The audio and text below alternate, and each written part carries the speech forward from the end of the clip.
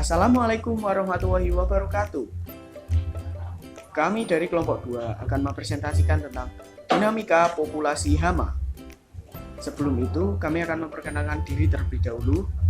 Perkenalkan, Saya Ridwan, NIM 43. Saya Agus Supriyanto, NIM 134190044. Saya Bonanaras Nikasari, NIM 047. saya Dwi Cahyo Budi Bakti Bumi, NIM 48. Saya Hani Anjar Pangesti, NIM 134190049. Saya Smaiful Mariah, NIM 134190051. Saya Olin Rahmawati, NIM 134190053. Saya Revido Arianto Hari, NIM 056. Baik, di sini kita masuk pada pembahasan dinamika populasi. Nah, apa itu dinamika populasi? Dinamika populasi adalah naik turunnya jumlah serangga dalam suatu populasi. Menurut Odum sendiri, populasi adalah kumpulan makhluk hidup dari spesies yang sama atau memiliki kesamaan genetik dan secara bersama-sama mendiami suatu tempat tertentu dalam waktu tertentu pula. Oke, di sini ada 3 penyebab naik turunnya suatu populasi serangga. Dipengaruhi oleh natalitas atau kelahiran, mortalitas atau kematian, dan imigrasi perpindahan. Natalitas sendiri menggambarkan tingkat kelahiran, yaitu bertambahnya individu baru akibat kelahiran ataupun menetas dari telur. Sedangkan moralitas ataupun kematian dalam ekologi menunjukkan kemampuan populasi menjadi lebih kecil karena kematian. Sedangkan imigrasi yaitu perpindahan dari tempat ke tempat yang lain. Nah, hal tersebut menyebabkan perpindahan anggota dari populasi ke populasi lain. Yang selanjutnya adalah faktor-faktor yang mempengaruhi hama. Faktor-faktor yang mempengaruhi hama dibagi menjadi 2. Yang pertama adalah faktor internal dan yang kedua adalah faktor eksternal. Faktor internal dibagi menjadi 3. Yang pertama adalah siklus hidup. Siklus hidup merupakan proses tahap pertumbuhan dan perkembangan suatu organisme. Semakin pendek siklus hidup, maka perkembangan populasi serangga akan semakin cepat. Yang kedua adalah seks ratio. Seks ratio merupakan perbandingan serangga jantan dan betina. Semakin banyak betina yang dihasilkan, maka akan semakin cepat populasi serangga tersebut berkembang. Yang ketiga adalah keperidian. Keperidian yaitu jumlah telur yang diproduksi oleh seekor betina. Semakin tinggi tingkat keperidian seekor serangga, maka akan semakin cepat populasi serangga tersebut berkembang. Yang selanjutnya adalah faktor eksternal. Faktor eksternal dibagi menjadi 2. Yang pertama adalah lingkungan abiotik. Lingkungan abiotik meliputi curah hujan, suhu atau temperatur, kelembaban, dan lain-lain yang akan membatasi atau mendorong populasi serangga untuk berkembang. Yang kedua adalah lingkungan biotik. Lingkungan biotik diantaranya meliputi predator, parasitoid, patogen, dan kompetitor. Selanjutnya, model pertumbuhan populasi. Terdapat 2 model. Yang pertama, model pertumbuhan populasi secara eksponensial merupakan penggandaan pertumbuhan populasi terjadi pada populasi yang tidak dibatasi oleh lingkungan. Yang kedua, model pertumbuhan populasi logistik merupakan model pertumbuhan populasi yang terpaut dengan kerapatan. Yang selanjutnya ada tabel kehidupan. Tabel kehidupan merupakan ringkasan kematian bagi anggota-anggota populasi.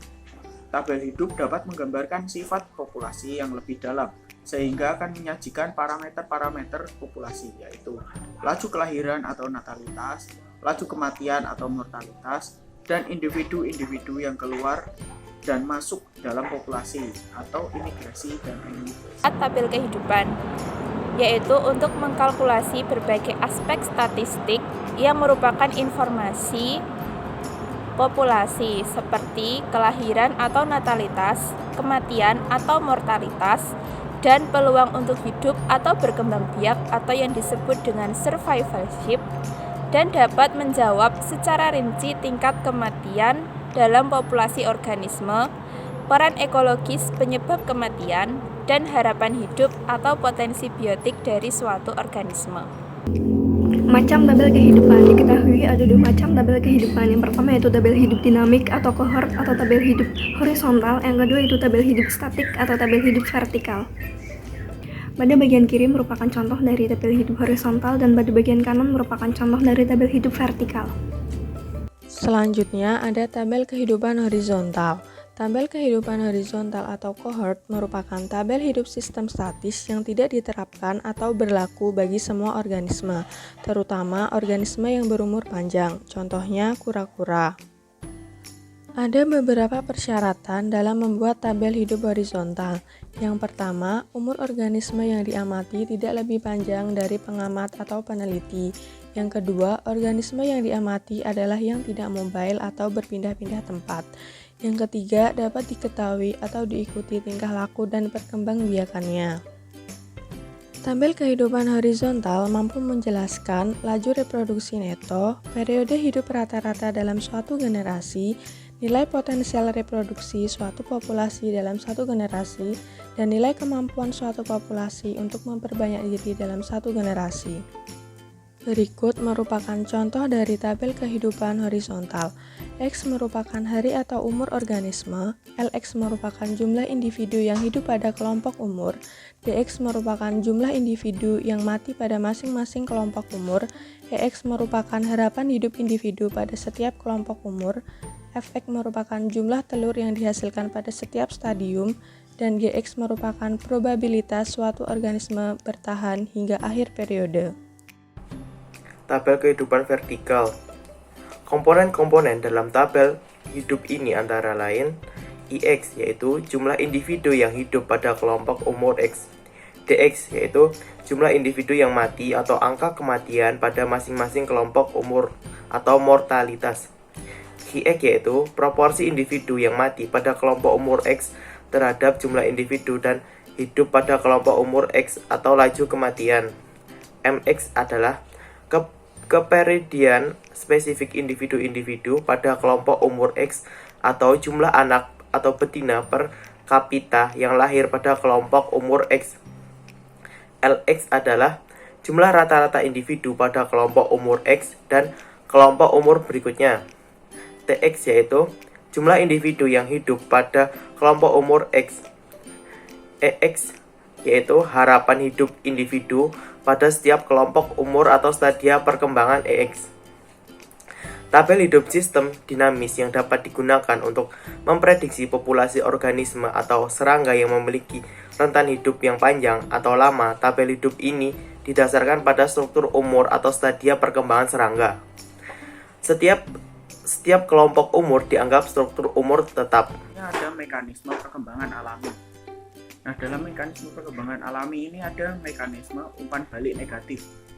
Mekanisme umpan balik negatif membawa sistem selalu dalam keadaan yang stabil dan ideal.